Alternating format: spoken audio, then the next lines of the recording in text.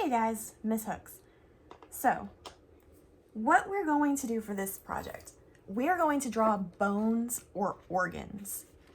Yes, like anatomy, skulls, the human heart, a rib cage, lungs, the spleen, whatever bone or organ you choose to do, or bone and organ system. Some people will do a really big zoomed in drawing of the spine that goes across the page. Those things look cool.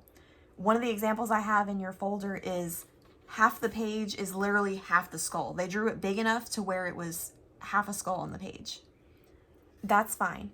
You can manipulate where the bone or organ goes on your paper however you want. I want you to be creative with it.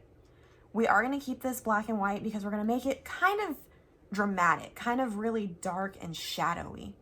In old school art, this is something called Contrapposto. All that means is that it is extreme shadows and shading. So it looks super dark and faded. So I'm going to show you guys a basic outline of a bone. Remember, to start, you guys need to pick which one you want to do. So make sure you check out the videos and the pictures online. There are some charts and things with different bones and organs on there that you can copy if you need it. But you can also do your own research outside of what examples I've given you. I'm going to keep it super simple because most people automatically think of the complicated things like the rib cage, the skull, which is fantastic. They look great. But I'm going to do something like a femur, so like your forearm bone. That can still look really good. So I am going to start with the outline.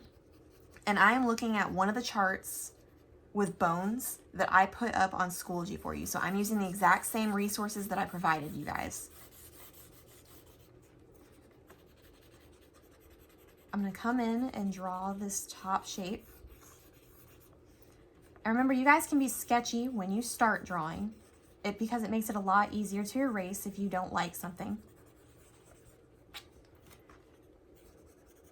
And remember, always draw lightly first because that makes things easier to erase too.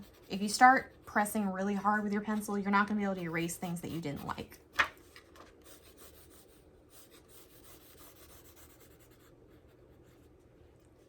So there, the basic outline of a femur bone. It doesn't look like much right now, but it will once we start shading.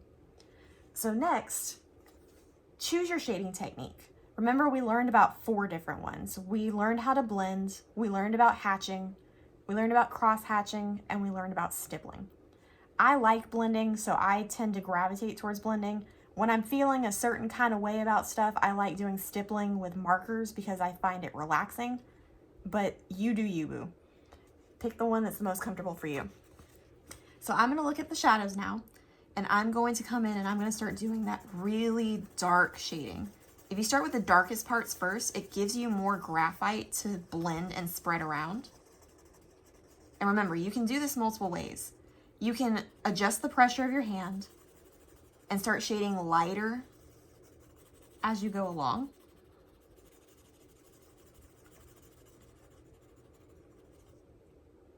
Or you can use your finger to smudge and spread the graphite to give you a more seamless blend. You can also take a piece of paper, like if you rip the corner of your paper off and you smudge with it. A lot of my students like doing that. You can use a napkin or a paper towel to smudge, or you can also use these special tools called a blending stub. It's not a pencil, it's just condensed, rolled up, recycled paper. And you can use it like a pencil